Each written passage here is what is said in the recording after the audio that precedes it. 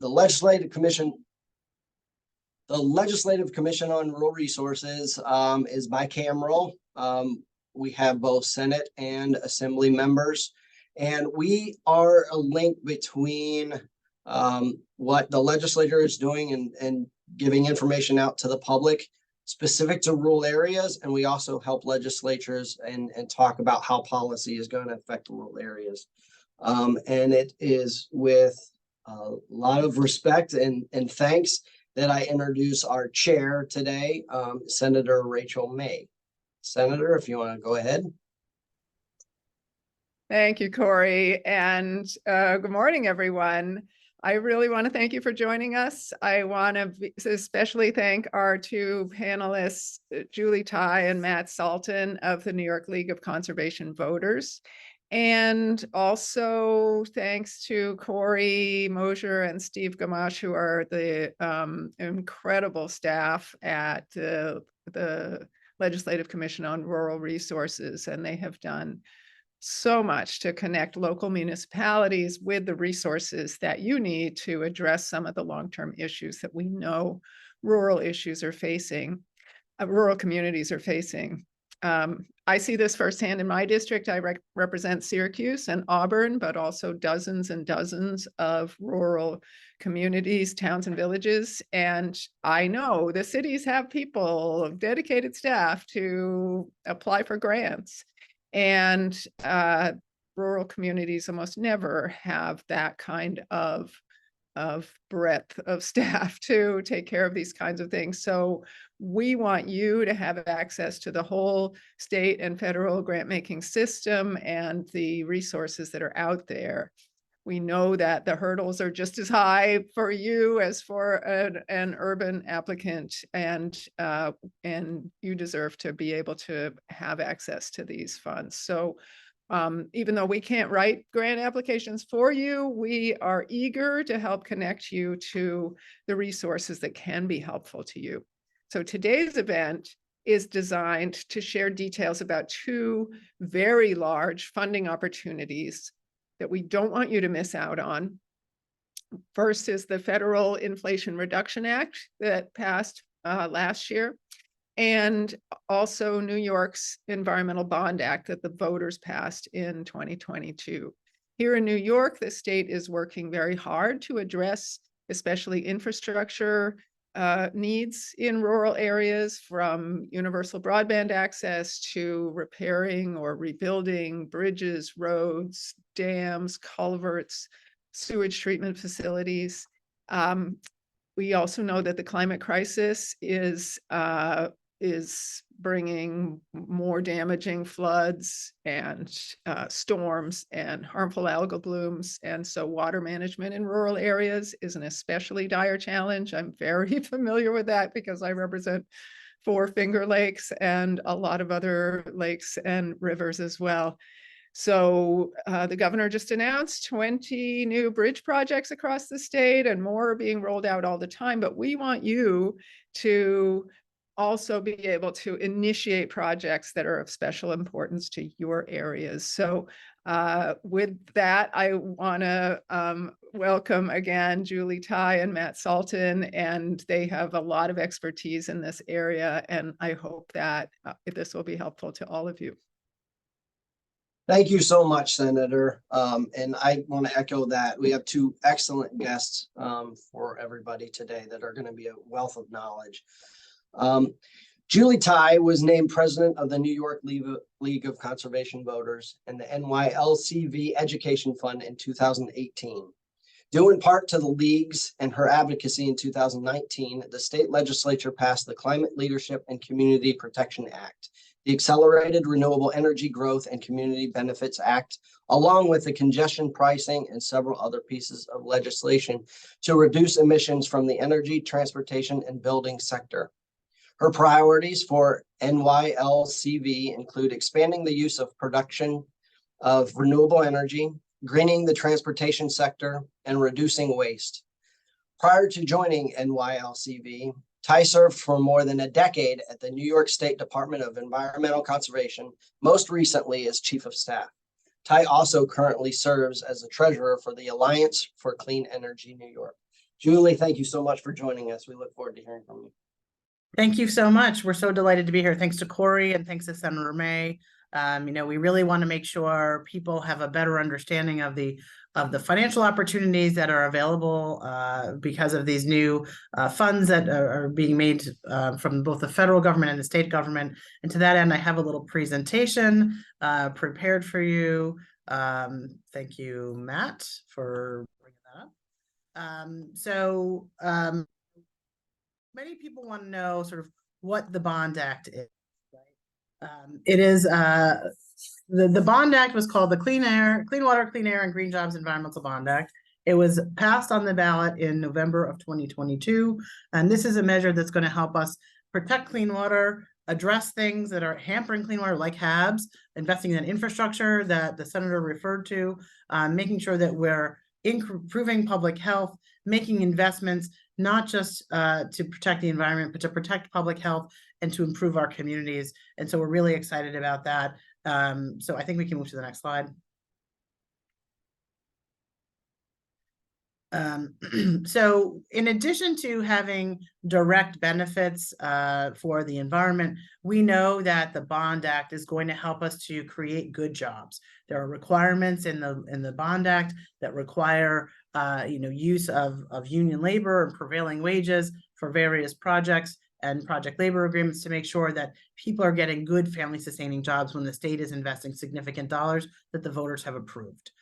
Secondly, there is a requirement that at least 35% of the funds be invested in disadvantaged communities. We'll get into that in a minute. I think about what that looks like, but that's making sure that communities that historically are either underserved or overburdened with pollution have an opportunity to get funds invested in their communities, and that includes rural communities, to make sure that they are getting the benefits associated with the Bond Act that they might not otherwise have available to them. We can move on to the next slide. So really, there's four big tranches that this will benefit from.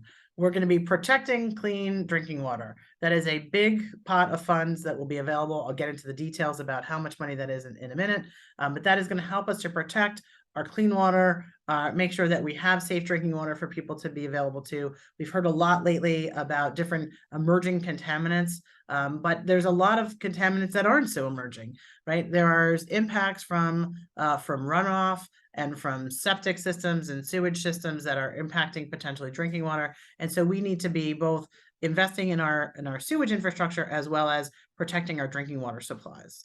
We're going to be modernizing, in order to do that, we're going to be modernizing our infrastructure and revitalizing the economy.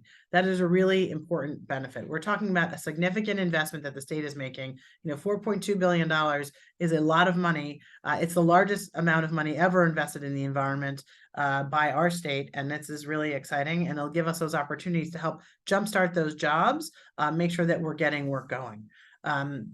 It's going to improve public health and safety, right? We're going to be right-sizing culverts, for example. That could be a way that we can both make sure that we're protecting from water, from flooding, but also making sure that the roadways stay intact, making sure communities are connected so that fire and ambulance and other emergency services can get through. And so we know that this is a really important component of the Bond Act. And then, of course, we're going to be conserving our natural resources, making sure that we're protecting those areas that need protection most, whether those be wetlands or improving our park systems or making sure that we're providing other open space recreation areas, whether that's for activities that are active, like hunting and fishing, as well as for passive uses like picnicking and taking lovely walks in nature. So there's a lot of good opportunities coming from this. We can move on to the next slide.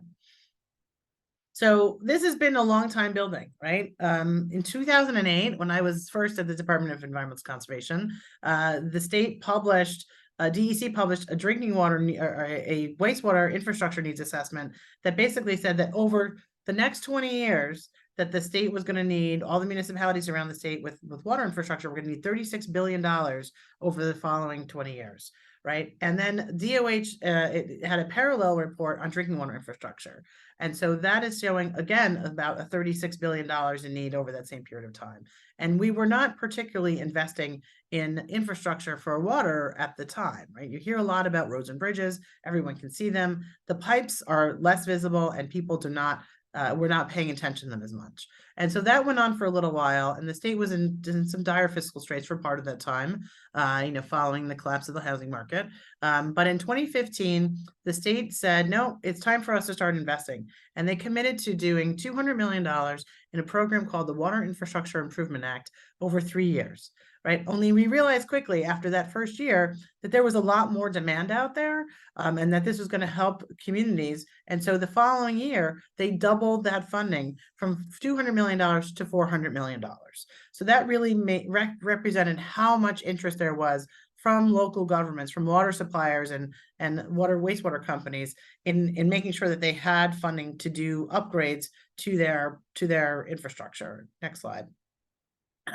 That same year, the Senate released a report basically identifying how much drinking water, needs there were to help make this a priority in the following year. So in 2017, and I say we because I helped write this law, wrote the $2.5 billion Clean Water Infrastructure Act that would really make a much bigger investment. This is on top of that $400 million for water infrastructure. This included at least $1 billion just for water infrastructure directly, but then it had other programs that support water infrastructure as well.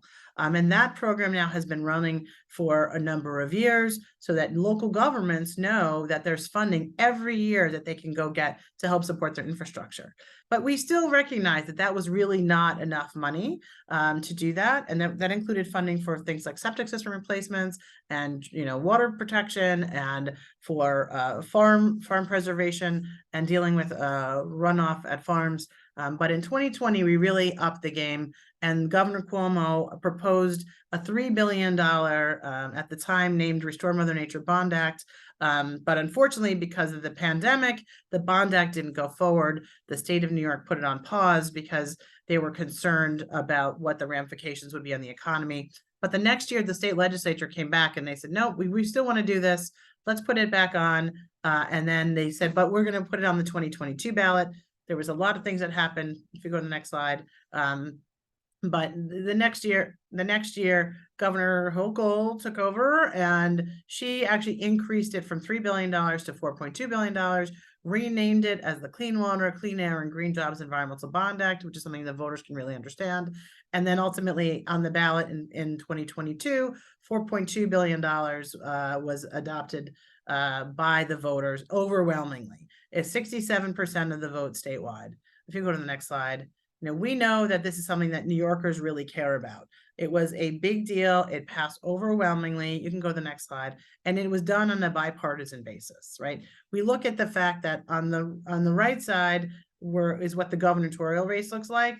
And so you see not that many counties were necessarily Democratic versus Republican, but it didn't matter because clean water and the other programs that are in the Bond Act are so obviously supported that a much bigger swath of the state of New York voted overwhelmingly for this. And that is really fantastic to see. It really shows how much New Yorkers care about water infrastructure and other environmental spending. You can go to the next slide.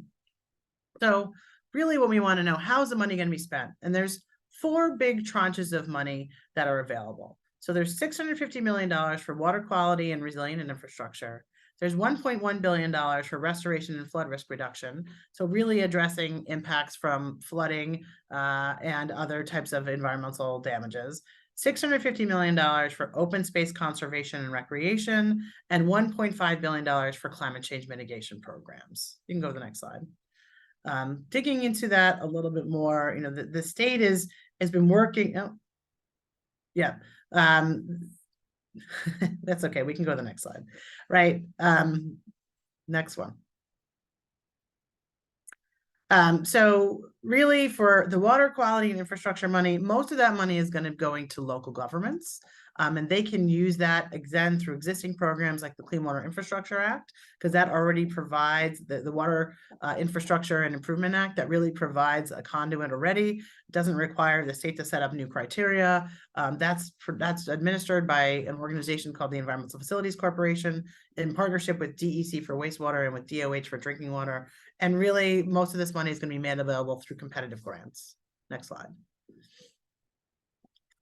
It's also going to allow investments in addressing agricultural runoff through farms and soil and water conservation districts. That will be addressed primarily through the State Department of Agriculture and Markets, as well as a program to replace lead service lines. New York has a lot of old infrastructure, and there's unfortunately still a lot of lead pipes out there. And that service line is what's between what your water purveyor owns, which is usually the water main that goes in your road, and the connection to your house, which many people don't know is actually belongs to you, the homeowner. So that is something that we're running through municipalities for them to be able to go and replace those lead pipes in a much more efficient way than on a homeowner by homeowner basis. So this is a program that's been done for a few years, started under the Clean Water Infrastructure Act, and it got an infusion of funding from this bond act. So I'm gonna go to the next slide. For open space conservation and recreation, really, this is going to enable the state to purchase more land in some cases. It's going to enable local governments to purchase more land, and it's going to enable nonprofits to invest in land protection as well. It doesn't necessarily have to just be acquisition. It could also be easements to protect it from future development while still maintaining private ownership. But this is something that's really important and can help to protect water infrastructure, can help to make more available for parks and for hunting and fishing and all those other recreational activities, and for protection of drinking water supplies, for example. We can go to the next slide. That also includes funding to do farmland preservation. That again will either go to farmers directly or to soil and water conservation districts who often manage those types of programs. And I think what's really important for the state's hunting and fishing community is there's going to be an investment to upgrade the state's fish hatcheries, which are very, very old. And you may know, not so far away from central New York, or in central New York, one of the most visited places in Oswego County is actually the Salmon River Fish Hatchery, which DEC owns and operates, but it is rather old and in need of updating. And this really contributes to the state's $1 billion outdoor recreation economy. So that is a really important component. Next slide. So for climate change mitigation, there's a few buckets of programs. One is there's $500 million for electric school buses. That's for school districts and contractors to be able to apply for either new school buses or to retrofit their school buses to become electric. That was accompanied in the same year, the state passed a requirement for all school buses to be electric by 2035. So this is really making an investment in that. Matt will talk a little bit about it, but the federal government is also making an investment in school buses. There's a $400 million in funding for decarbonization of buildings, which many people don't know, but that is actually the largest source of climate pollution in our state. So that would enable the state to invest in their own buildings, including SUNYs and CUNYs, for local governments to get grants to decarbonize their own infrastructure, for community colleges, and then also for school districts. And I'll talk about that a little bit more at the end. Next slide.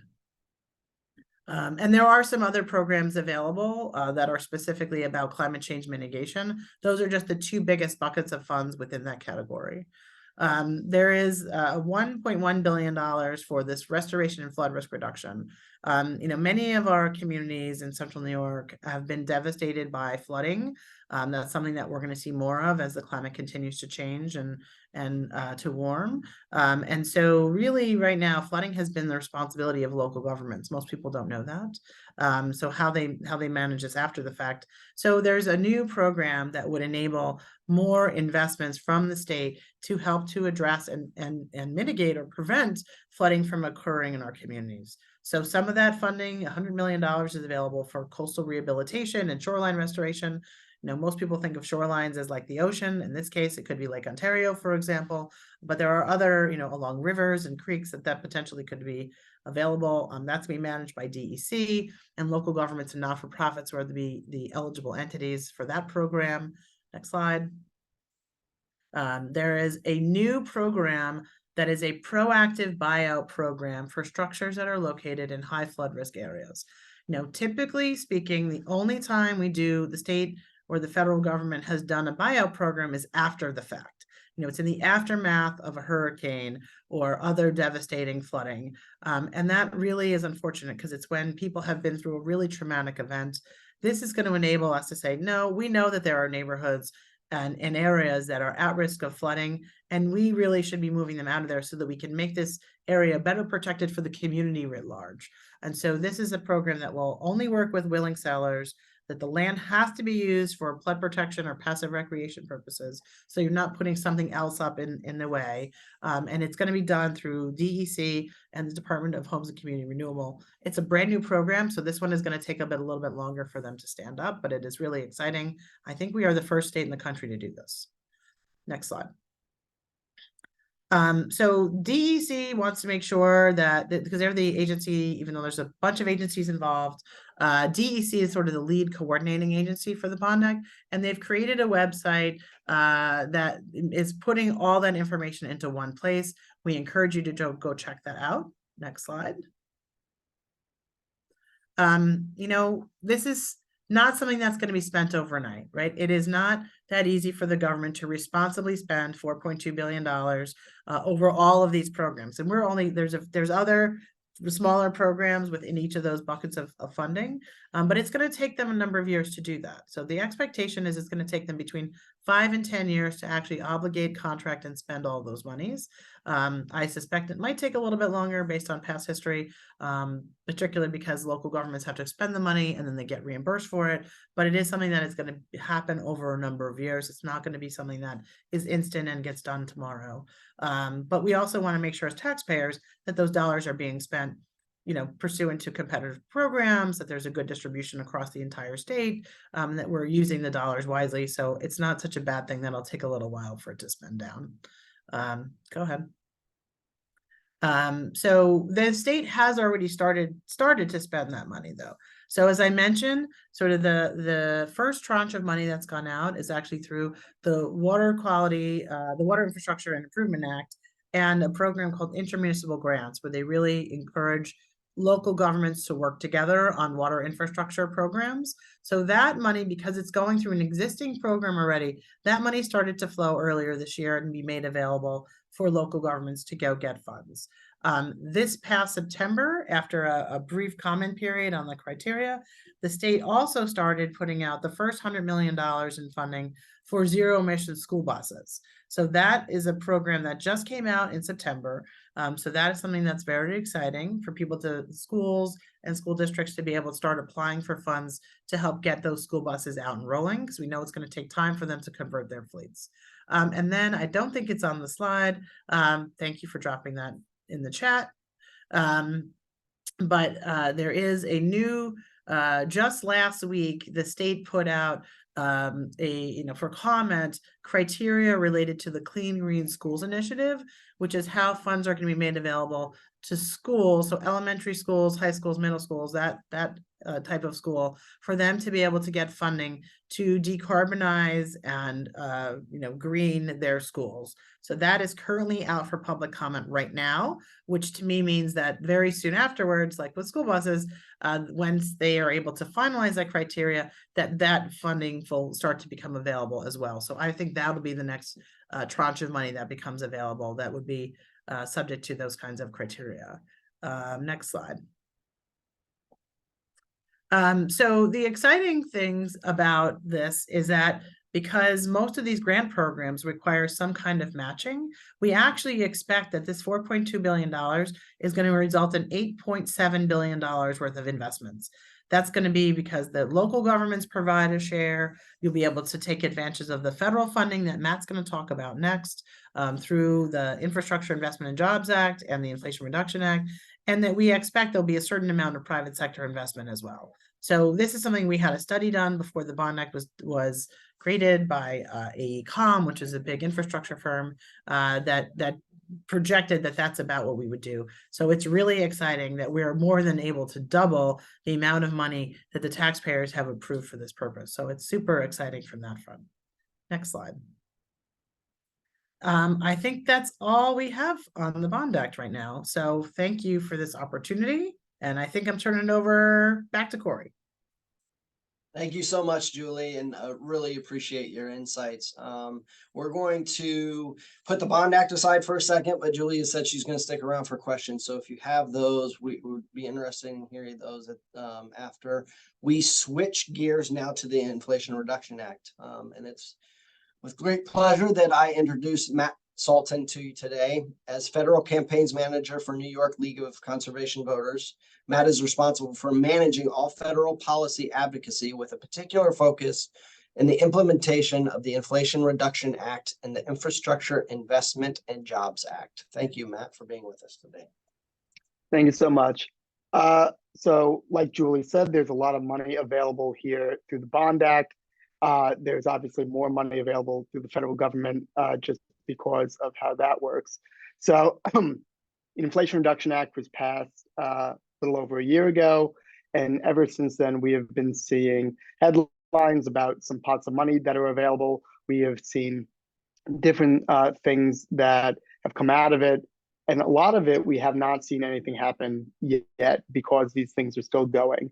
But the things that we have seen, we feel that people need to know about them. There have been polls done about it, and the general public is not too aware of what is available in this legislation. So we have been doing a lot of advocacy. We've been doing a lot of education about this to make sure that people understand what was in it. And we're glad to be here today to do just that. So the Inflation Reduction Act, we like to think of it as an affordable clean energy plan, and it is made up of various different pots and programs. It's massive. There's a lot there. It's clean energy, it's transportation, it's agriculture, healthy communities, clean manufacturing, it's buildings, it's public lands and waters. It's all of it. All of it in this massive piece of legislation that over the next 10 years we'll be implementing and beyond. So a quick summary of the benefits before we go into some specifics. The major goal of the legislation is to cut our climate emissions as a nation. We're doing that as New York State, and this is funding part of that, which we will expect to reduce global emissions by about a gigaton by 2030. It'll save households money because a lot of these programs and benefits are tax credits that individuals can take advantage of. They're rebates that individuals can take advantage of. And then also things that municipalities and nonprofits and businesses can take advantage of as well. Similar to New York State, there's a 40% requirement that the funds go to disadvantaged communities based on past injustices due to overpollution and other factors. And in the process, this will create 9 million new jobs. We've already seen hundreds of thousands of jobs across the country pop up because of these investments, both from the federal government and through private sector investment as a result of tax credits. And it's a public health initiative. It'll avert 3,900 premature deaths and 100,000 asthma attacks yearly by 2030. So there's a lot there, and we want to go through some of the benefits of it. Some of the money that was from the Inflation Reduction Act is now going to be put through in the Farm Bill. We've been talking about a Farm Bill quite a bit. We were supposed to have a Farm Bill in September. That did not happen.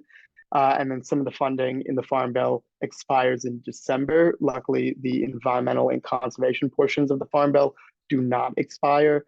They will continue to be funded. But we are expecting now for Congress to put forward a continuing resolution on the Farm Bill for 1 year, where we will then see the process lay out over the next year. We're supposed to pass it every 5 years. Sometimes it takes a little longer, but this Farm Bill is a little different because it had a lot of money in it for farmers, nearly $20 billion in programs to go to farmers for stewardship and conservation programs. As you can see here, EQIP got $8.5 billion.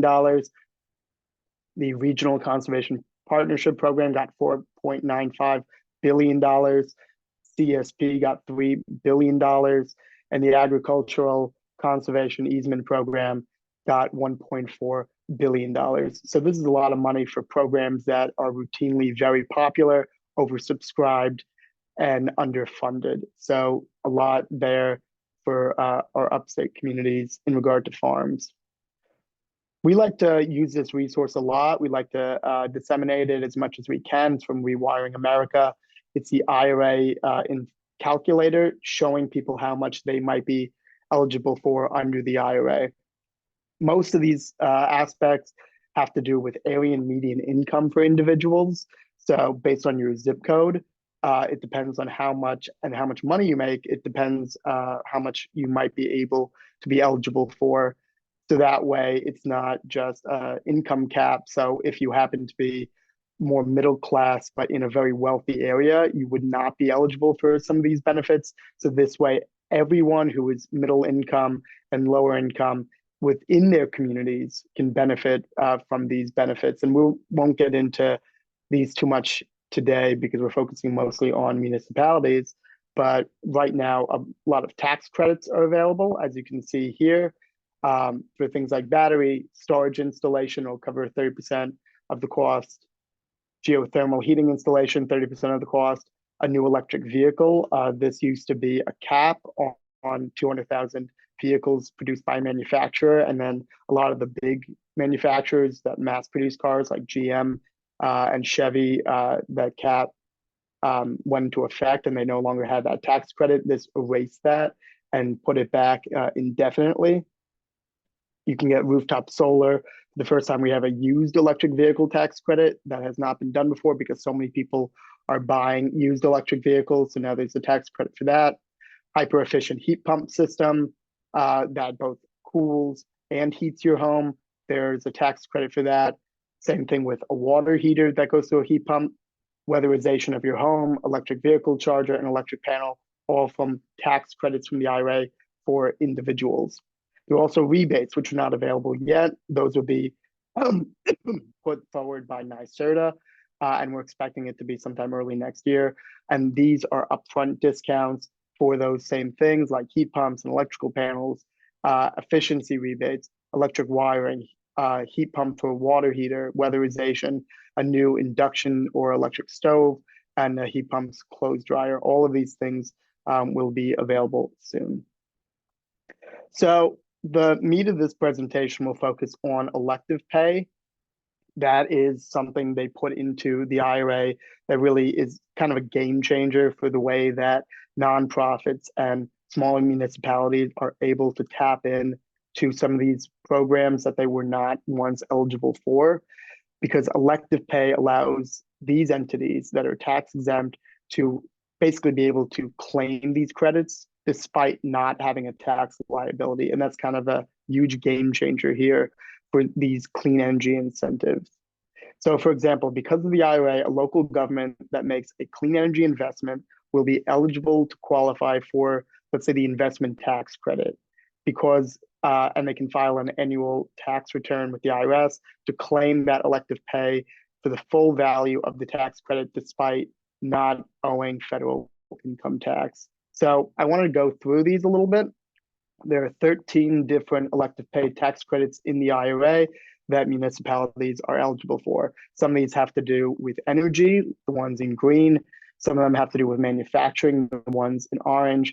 Some of them have to do with electric vehicles, the ones in blue. And some of them have to do with energy production, the ones in red there. And I've attached the link that go through them in more detail. And I will touch on the ones that are most eligible and reasonable for a municipality to apply for.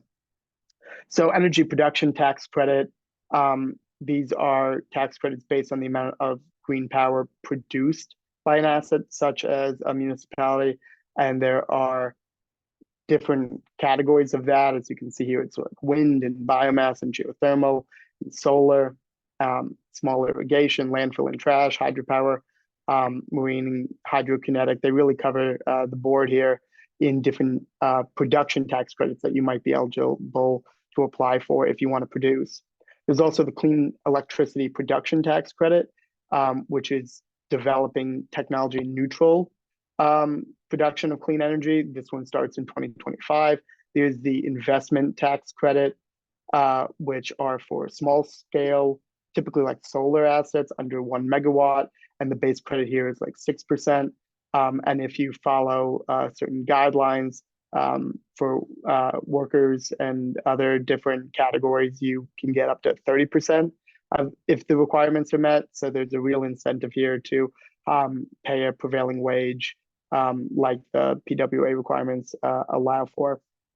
Then there's the Clean Electricity Investment Tax Credit, which again is technology neutral tax credit for investment in facilities that generate clean electricity and also storage of that electricity. Because now that we're going to be generating a lot of clean energy, we have to keep it on the grid through developing more storage. So that way it's when we need the electricity, we can tap into that. And that's the same 6% without and 30% with prevailing wage requirements met. So the manufacturing tax credits that are most relevant here is the Advanced Manufacturing Production Tax Credit. These production tax credits for domestic clean energy manufacturing of components, including solar and wind, which is a big part of the upstate economy, especially in the Albany area, where they're manufacturing components for offshore wind turbines, but also for things like battery components, critical minerals. And then the credit will amount will vary by the component made and for which kind of production. So the electric vehicle tax credits I touched on a bit, but there's also for commercial vehicles, not just for individuals getting that $7,500 tax credit for a new vehicle or $4,000 credit for a used vehicle. There's also for commercial vehicles, so you can get light duty vehicle of that $7,500 if you're buying, let's say, a new police vehicle for your town, but then also up to $40,000 in a credit for any medium or heavy duty vehicle that's like a street cleaner or a garbage truck or any other kind of larger vehicle for your municipality. You will be eligible to get that if you invest in a clean vehicle for that purpose. Then there's also the alternate fuel vehicle refueling property credit. So like it will cover 6% of the price of the electric vehicle charging infrastructure, which now we're saying is so important that as we scale up the fleet of EVs for municipalities, but also for individuals who have EVs, we have to really invest in the charging infrastructure. I've heard a lot of people say, well, I don't want to get an electric vehicle until there are a lot of chargers up. And then people say, well, I don't want to invest in all of these chargers if no one drives an EV. So someone has to blink first. This allows both of the problems to be solved at once by scaling up the number of EVs available on the road through manufacturing incentives for companies, but then also for people to go out and buy these, and then also investing in the infrastructure for these electric chargers so that when people actually buy them, they have a place to plug them in. And again, 30% if prevailing wage and apprenticeship requirements are met, not to exceed $100,000. The fuels tax credit, clean hydrogen production tax credit, if a facility produces hydrogen in a clean way, that's through using renewable resources to do so, as to not produce more greenhouse gas emissions, you'll be eligible for a credit amount of 60 cents per kilogram, and then a clean fuel production tax credit for technology neutral forms of electrification, but which counts, but also other clean transportation fuels for those really hard to decarbonize sectors, such as aviation fuels. We know we're not just going to switch a light and make it that our entire aviation fleet runs on electricity. It's very difficult to do. This is an incentive to make that fuel a lot cleaner because we're going to need it for years to come. Then there are some not from the IRA, but certainly buttressed by the IRA, these NYSERDA direct current fast charging or DCFC programs that will reduce the cost of purchasing these stations. These are the electric vehicle charging stations that if you have an electric vehicle, you know pretty well. They will cover up to 80% of the purchase and installation and operational costs of these new stations, as long as certain eligibility are met, such as it has to have at least 4 vehicles at a minimum of 150 kilowatts and offer a total site delivery of 600 kilowatts or more. And while this is not directly tied to rural communities, let's say, These sites have to be within 12 miles of Buffalo, Rochester, or Syracuse city centers to apply for this specific program. And at least 50% of the sites must be designated in disadvantaged communities. This is a real step that the state is taking to ensure that we're going to have electric chargers upstate, as well as the ones coming online downstate. And then there's a similar program for utilities to put up these charging stations as well. And those are the links for Central Hudson and NYSEG and National Grid and RG&E to get these chargers up. And it's up to the utility to contact to kind of figure out the incentive here. But the goal here is clear. We want more electric chargers tapped into the grid all across the state. Thank you.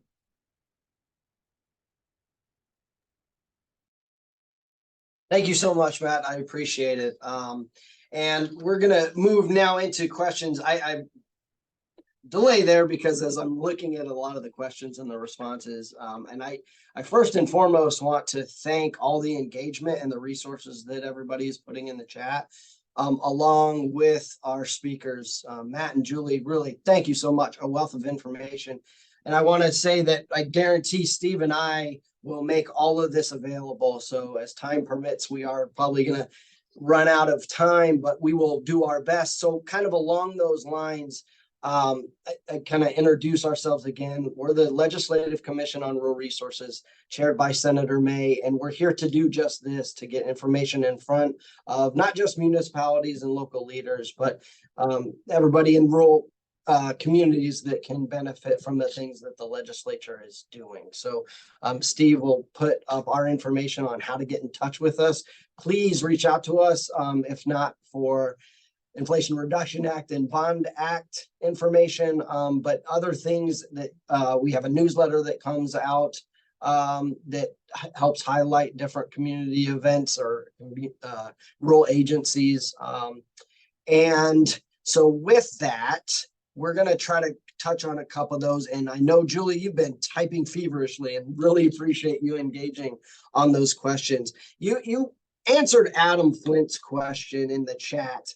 And we'll kind of keep going with others, but I thought it was really pertinent. I wanted to highlight it. He asked, is there a routine communication mechanism with school districts, or will they have to go looking for that? And I appreciated your answer. Can you talk more about how this outreach and how groups like ours can do to help with the outreach and communication to schools and others that can benefit? Sure. So I think that the administrative agencies will be doing outreach. I mean, that's pretty common activity for them to be doing. Particularly where there's a more limited universe of entities who are eligible. The state education department certainly has the information and should be part of helping to deliver that information to the schools. I know I've had some conversations with some of the organizations that represent various school entities. I mentioned, the school board administrators, the school board association, the school administrators, the pupil contractors. There's two organizations on that front, on the school buses, where they feel like they're not getting enough communication from the state. And I flagged that for the governor's office to try and help with improving that communication with the people who are eligible, or at least the entities that can help communicate that out to their memberships. May not capture everyone, but it will certainly capture a large swath of those entities. So I do think, one reason why they had the website was so that there was a place to sort of drive everyone. Because sometimes you're right, you do have to go hunt down that information. So that is important.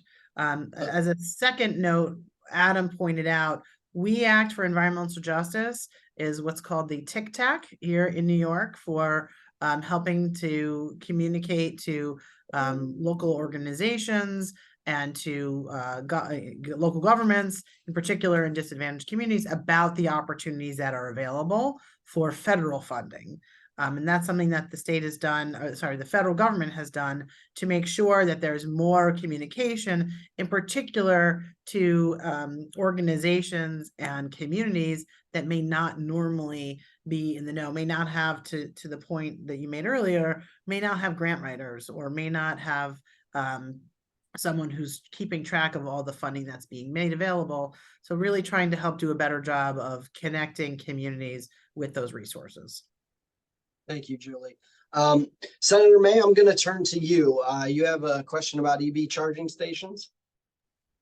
Yeah, just following up on what Matt was saying. So I know I hear frequently, and now I have a EV, I recognize the problem that in a lot of areas when you have the fast charging stations, they're not actually available to ordinary people. They're in a hotel parking garage, for example, and you have to be staying at the hotel to use them or that kind of thing. So I'm wondering, are there requirements on these, on the funding to make sure that these are actually available to the general public?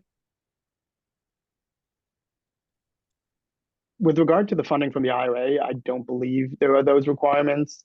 But I know that a number in other states, for example, like in Pennsylvania, Wawa, the supermarket chain, are purchasing quite a bit. And I think, talking with those entities that would have more of a public-facing opportunity to charge is kind of the way to go there. Frankly, the IRA doesn't have a whole lot of mandates. It's a lot more carrot than it is stick. But yeah, we're seeing them pop up quite a bit, but yeah, it's unfortunate that some of them are not accessible to the public. Would it be the kind of thing that we should do in statute in the state of New York to make sure that they are? Well, I think you can't regulate what happens with the federal funding unless it's the state that's doing it, right? So I do think that the state through NEVI is using at least part of that funding is going to go through NYPA, and that's going to be helping with that public infrastructure, right? So the state is not at this point in time, to my knowledge, going to be giving funds out that aren't available to the public. It's not free.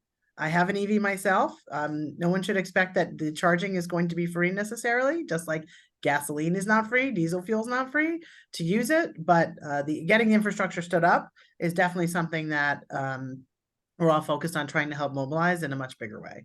But again, I think the state is not using that money for private purposes unless it's for their own fleets. Okay, thank you. Similarly, So we have. Similarly, a local government could be in the same position where they could potentially get funding for their own fleets that they may not make available to the general public, which is also not really unreasonable, but at least it is a public purpose for that point. So Steve has alerted me, we have a couple of questions around disadvantaged communities. I'll say both, and then I'll allow you to kind of answer those in tandem as you see fit. Is the criteria fully defined for disadvantaged communities under all Bond Act programs? The recent solicitation for urban and community forestry grants listed 3 different sources of data that each make a community eligible.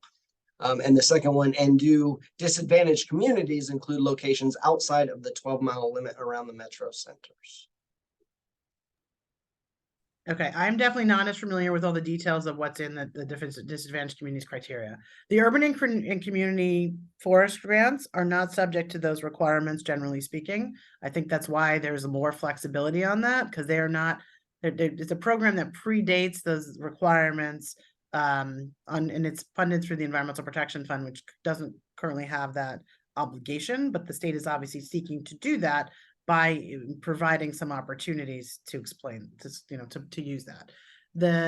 For purposes of the Climate Leadership and Community Protection Act, if they haven't finalized it yet, they are in the midst of finalizing that. Matt, if you can track down, I think that's in my notes, whether or not it's finalized, but there was a bunch of different criteria that were used. There are rural communities that are identified as disadvantaged communities. So it's not only within like an urban center where you could potentially be a disadvantaged community. So that is certainly something that's out there.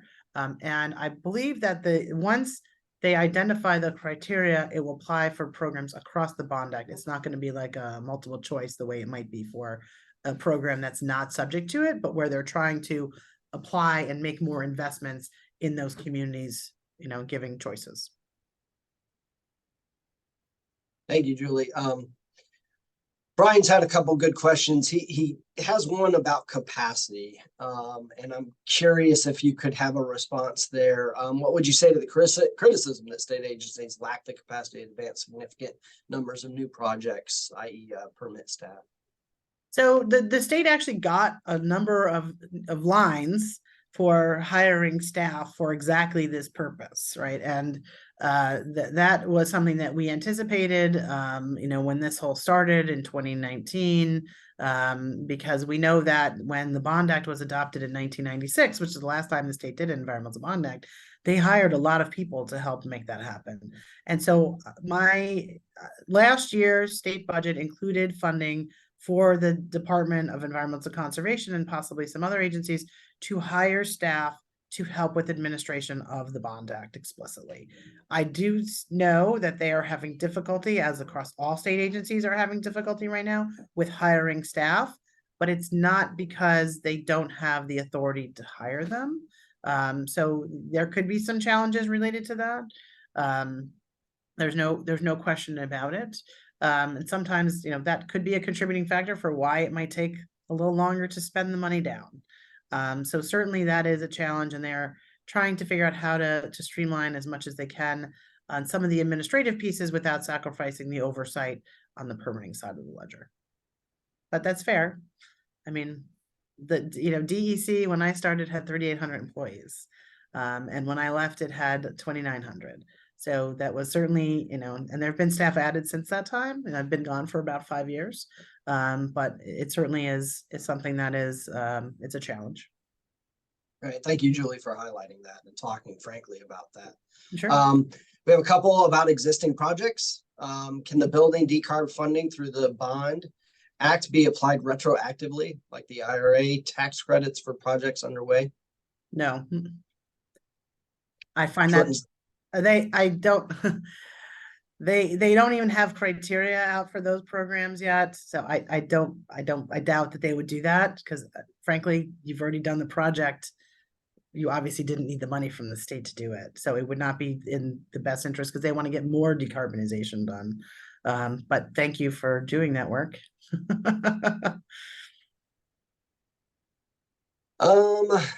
Are there any other, Julie? I want to make sure you guys have. Wait, there was a question though about a project about wastewater. It's a little bit different.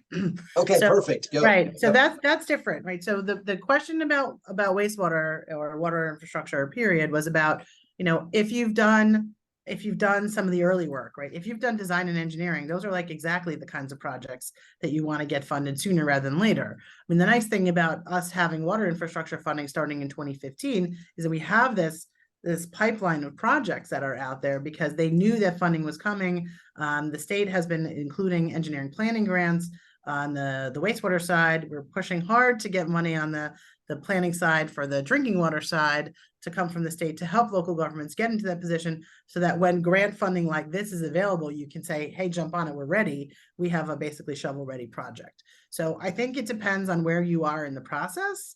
And that is clear though, because the state already has those programs out there.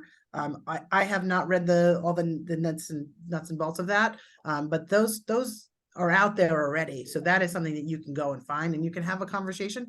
EFC has people that you can talk to about that type of situation, but certainly that is different than something that's already been completed or is in construction necessarily. Great, thanks, Julie. Yep.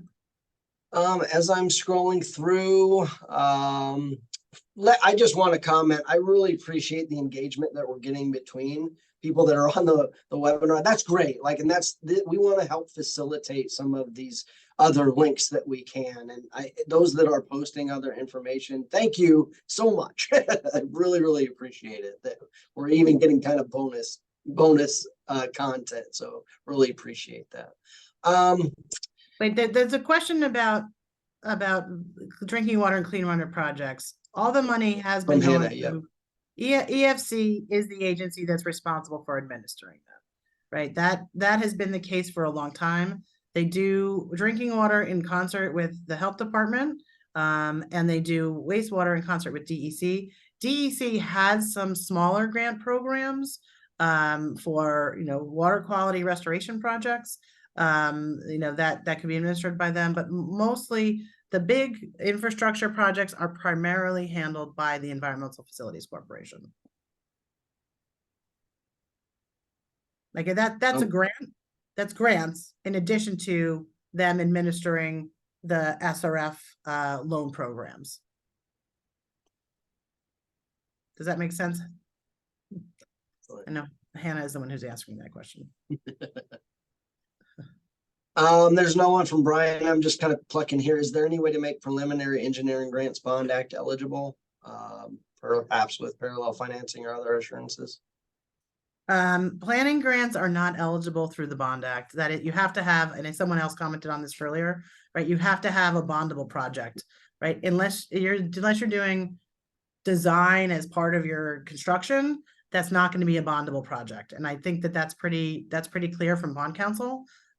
So they're obviously, again, I think for wastewater type of projects, the state DEC has or ENDFC have programs that are available for engineering planning.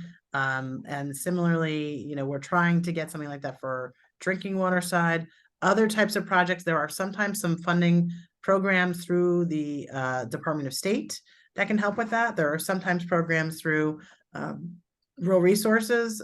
What is the name of the federal you should know this, the federal rural resources agency.